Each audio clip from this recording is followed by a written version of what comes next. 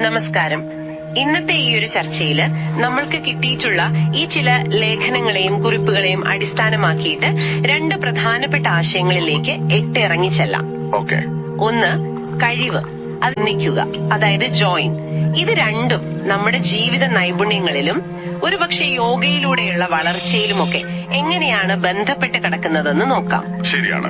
നമ്മുടെ ലക്ഷ്യം എന്താന്ന് വെച്ചാല് വ്യക്തിഗത വളർച്ചയ്ക്കും നല്ല ബന്ധങ്ങൾ ഉണ്ടാക്കിയെടുക്കുന്നതിനും ഈ ആശയങ്ങൾ എങ്ങനെ ഒരു ചട്ടക്കൂട് നൽകുന്നു എന്ന് മനസ്സിലാക്കുകയാണ്. അതെ, ഈ ആശയങ്ങൾ ഇത് വെറും വാക്കുകളല്ല. ശരിക്കും പറഞ്ഞാൽ നമ്മുടെയൊക്കെ ജീവിതം എങ്ങനെ കൂടുതൽ മെച്ചപ്പെടുത്താം, നമ്മുടെ സാമൂഹിക ബന്ധങ്ങൾ എങ്ങനെ ശക്തിപ്പെടുത്താം എന്നതിനൊക്കെയുള്ള ചില വഴികളാണ് ഇതിൽ പറയുന്നത്. അപ്പോ ഈ കഴിവ് എന്നതിനെ ഈ രേഖകൾ എങ്ങനെയാ നിർവചിക്കുന്നത്?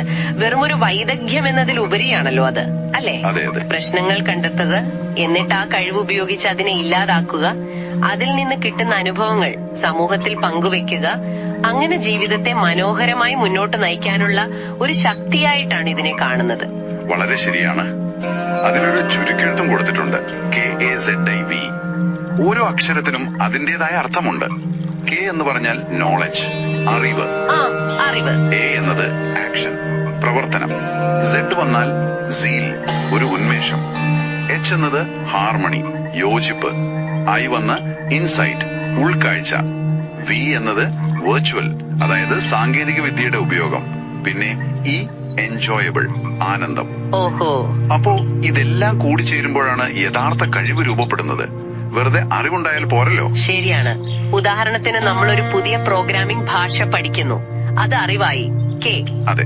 പക്ഷെ അത് വെച്ചിട്ട് ഒരു ആപ്പ് ഉണ്ടാക്കാൻ ശ്രമിക്കുമ്പോഴാണ് അത് പ്രവർത്തനമായി, എ മാറുന്നത്. തീർച്ചയായും. അതുപോലെ ഈ ഓരോ ഘടകത്തിനും നമ്മുടെ ജീവിതത്തിൽ സ്ഥാനമുണ്ട്. ഒരു സംഗീതജ്ഞൻ പാട്ടുണ്ടാക്കാൻ കാണിക്കുന്ന ആ ഒരു ഉന്മേഷം, അല്ലെങ്കിൽ ഒരു ടീമായിട്ട് എന്തെങ്കിലും ചെയ്യുമ്പോഴുള്ള ആ ഒരു യോജിപ്പ്. അതെ. അതുപോലെ ഒരു ഡോക്ടർ രോഗം കണ്ടെത്താനുള്ള ആ ഒരു ഉൾക്കാഴ്ച. ഇന്നത്തെ കാലത്ത് ടെക്നോളജി ഇല്ലാതെ പറ്റില്ലല്ലോ. തീർച്ചയായും. പിന്നെ നമ്മൾ ചെയ്യുന്ന കാര്യത്തിൽ ഒരു സന്തോഷം കണ്ടെത്തുക. ഇതെല്ലാം ചേർന്നതാണ് KAZIV. ഇത് KAZIVE അക്കാദമിയുടെ yoga is the A to Z of life എന്ന ആശയവുമായി ഒരു ബന്ധം കാണുന്നുണ്ടല്ലോ. ഉണ്ട്, തീർച്ചയായും. കഴിവ് എന്നത് ജീവിതത്തിന്റെ ഒരു സമഗ്രമായ സമീപനമാണ്. അതിനൊരു ഘടന നൽകാനിരിക്കുന്നു എന്ന് പറയാം. എന്നാൽ കഴിവുകൾ മാത്രം മതിയോ? അവിടെയാണ് അടുത്ത പോയിന്റ് വരുന്നത്, ഒന്നിക്കുക അഥവാ ജോയിൻ. ബന്ധങ്ങൾ. അതെ, നല്ല ബന്ധങ്ങൾ നമ്മുടെയൊക്കെ സൗഖ്യത്തിനും വളർച്ചയ്ക്കും പിന്നെ എന്തെങ്കിലും പ്രശ്നം വരുമ്പോ അതിനെ നേരിടാനുള്ളൊരു കരുത്തിനും എത്ര പ്രധാനമാണെന്ന് ഈ രേഖകൾ പറയുന്നുണ്ട്. ഈ ഒന്നിക്കലിനെ ജോയിൻ എന്നൊരു ആശയത്തിലൂടെയാണ് വിശദീകരിക്കുന്നത്. ജെ എന്നത് ജേണി, യാത്ര, അതായത് പങ്കിട്ട അനുഭവങ്ങൾ. ഓക്കെ, ഒരുമിച്ചുള്ള യാത്രകൾ. അതെ. O എന്നത് ഓപ്പൺ മൈൻഡ്, തുറന്ന മനസ്സ്, ആധികാരികത, മറ്റുള്ളവരെ സ്വീകരിക്കാനുള്ള കഴിവ് ഒക്കെ ഇതിൽ വരും. I എന്നത് ഇന്റിമസി, അടുപ്പം, വിശ്വാസം, വൈകാരികമായൊരു അടുപ്പം. ശരി.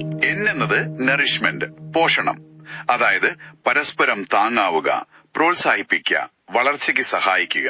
ഈ ബന്ധങ്ങളെ നന്നായി കൊണ്ടുപോകാൻ ചില മൂല്യങ്ങളെ കുറിച്ചും പറയുന്നുണ്ടല്ലോ. ബഹുമാനം, സ്നേഹം, ക്ഷമ. അതെ.